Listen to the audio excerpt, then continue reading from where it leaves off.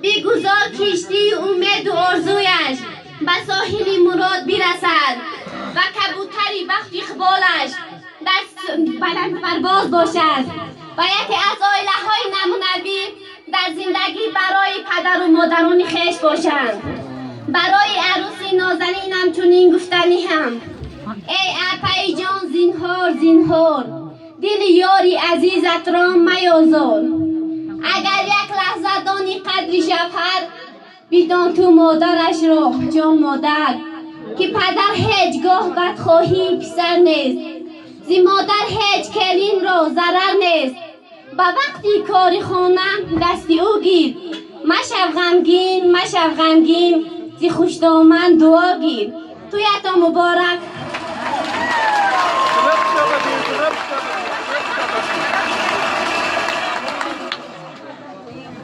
Thank you.